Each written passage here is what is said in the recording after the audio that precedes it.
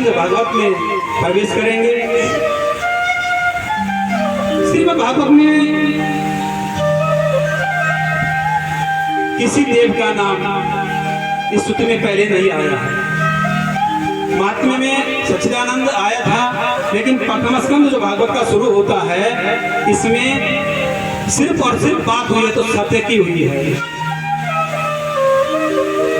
जैसे शिव पुराण है ना, शिव पुराण में पहले सबसे पहली वंदना की गई शिव की, ब्रह्म पुराण में ब्रह्मा की, भगवती पुराण में दुर्गा, देवी पुराण में देवी की, विष्णु पुराण में विष्णु की, मार्कंडेय पुराण में मार्कंडेय जी की। इसी प्रकार से 17 पुराण जो हमारे हैं उनमें हर देव की स्तुति की गई है, लेकिन यहाँ पे श्रीमद् भागवत में सिर्फ सत्य की स्तुति की गई है, सिर्फ सत्य के बारे में कहा गया है। इसलिए तो ये 18 पुराणों में क्या है, प्रधान है।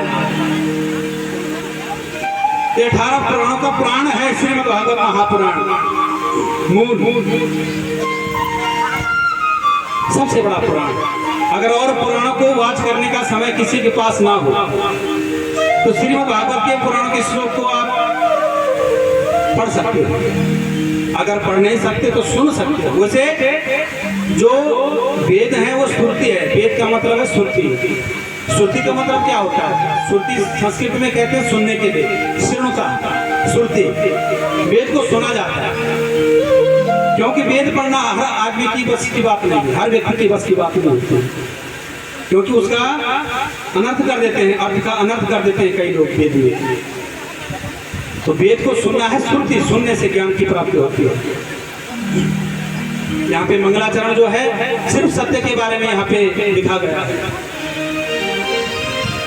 जन्माद्यस्य यतोऽन्वयादितरतः चार्थे बीजाक्षरा तेने ब्रह्म हृदयादि कवये मोहयन्ति यत् सूरया तेजो वारिमिदं यथा विनिमयो यत्र गो मृषा धाम्ना स्वेन सदा निरास्तकूटं सत्यं परं धीमहि। कितनी सुंदर बात लिखी हुई है। जन्माद्यस्य यतोऽन्वयादितरतश्चार्थेषु जिज्ञासुराः। जन्म साकार कब होता है? जब हम सत्य की ओर चले महाराज।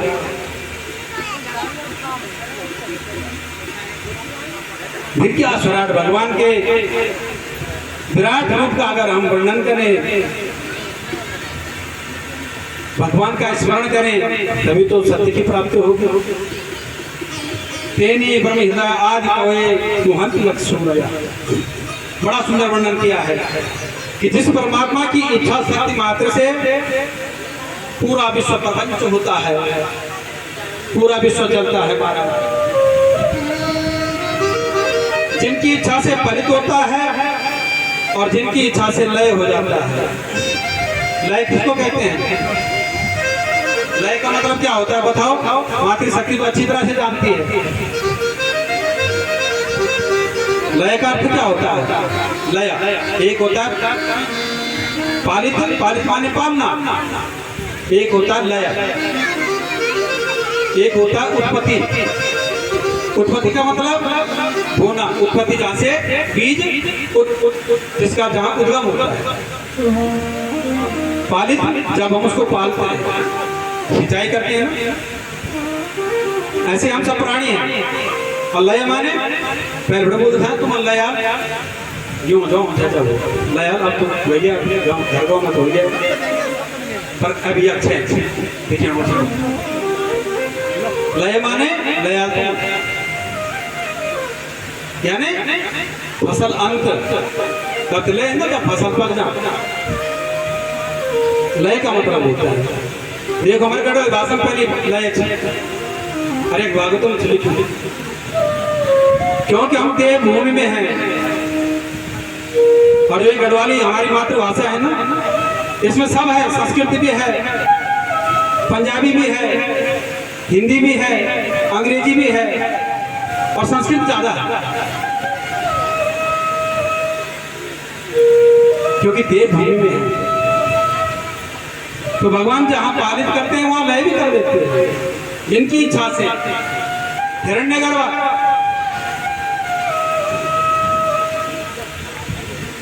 महाराज, जिनके गर्भ में हिरण्य माने सोना, सोने जैसे भगवान उनके गर्भ में ये सब है, वो तो विराट था जिनमें अथाह शक्ति है। कौन है? विज्ञासुराय, जिनके बगैर पत्ता भी नहीं हिलता, जिनके बगैर पानी भी नहीं चलता, जिनके बगैर हवा भी नहीं चलती, जिनके बगैर भगवान सूर्य भी नहीं चमकता। ऐसी सत्ता भगवान की, ऐसी सत्ता है महाराज। सूर्य प्रकाश तभी देता है जब गोविंद का आशीर्वाद होता है। हम तभी बोल पाते हैं जब भगवान का आशीर्वाद है। शरीर दे रखा है महाराज,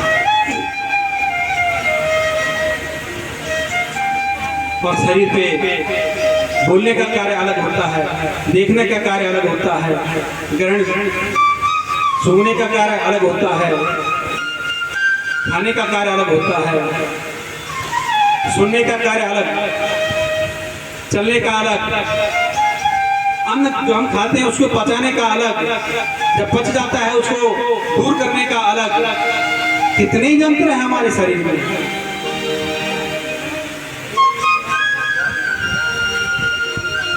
कैसा ही प्रभु है।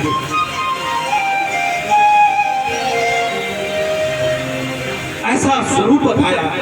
और कौन? सत्य, सत्यम परम धीमहि।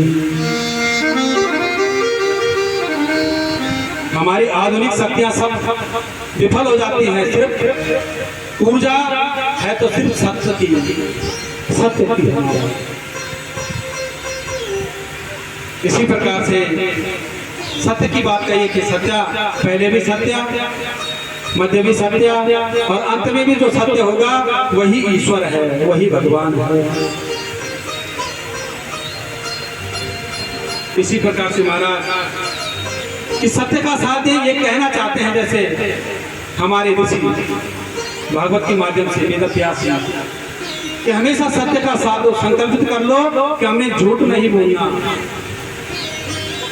सदा सत्यम ब्रूयात् असत्यात् पराधर्मो नहीं असत्य संपादक पुण्य। सत्य, सदा सत्यम ब्रूयात्, सदा माने हमेशा, सत्यम माने सत्य और ब्रूयात् माने बोलना। संस्कृत में ब्रूयात् कहते हैं बोलने को। हमेशा सत्य बोलो, संकल्प ले लो हमें सत्य बोलना है, तुम्हारा कल्याण हो जाएगा। अधर्म क्या है? झूठ।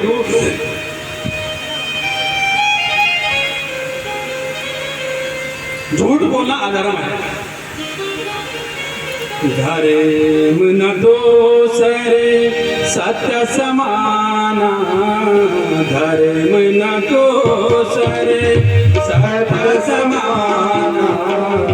आगम निगम पुराने बखाना, आगम निगम पुराने बखाना। धर्म न दूसरे सत्य समाना, धर्म न दूसरे सत्य समाना। आगम निगम पुराने बखाना,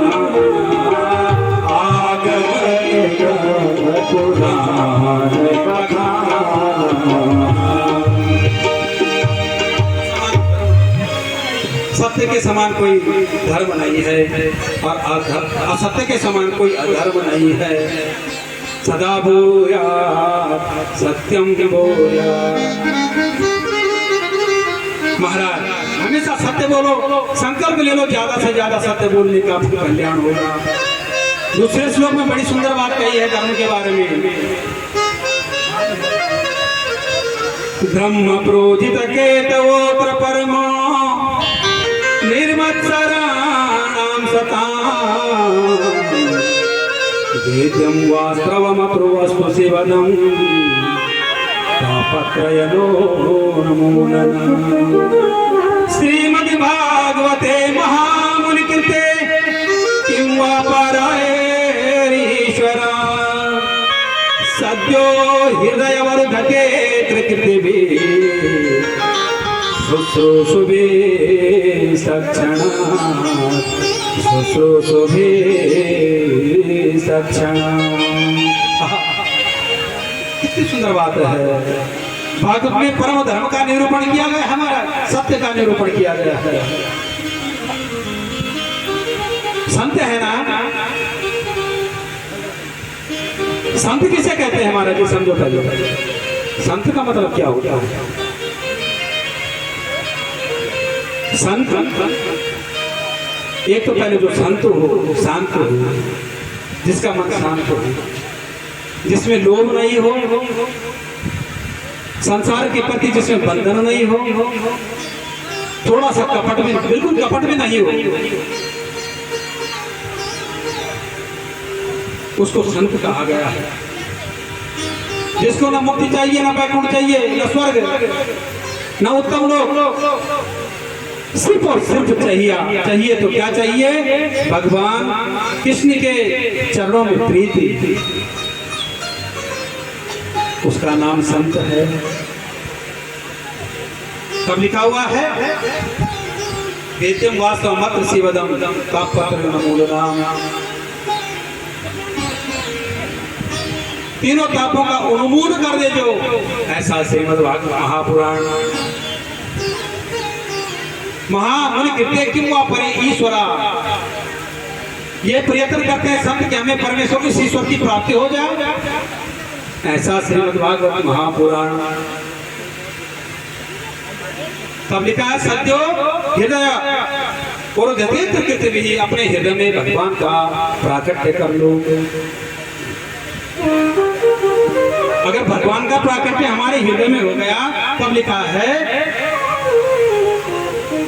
शिवदम। शिवदम माने क्या होता है, शिवम कल्याणम ददाति, शिवम कल्याणम ददाति, इति शिवम इति शिवदम इति शिवा। शिव माने होता है कल्याण। भोले शंकर का नाम क्या है, शिव। तो शिव क्या करते हैं, कल्याण करते हैं महाराज। ये ग्रंथों में है।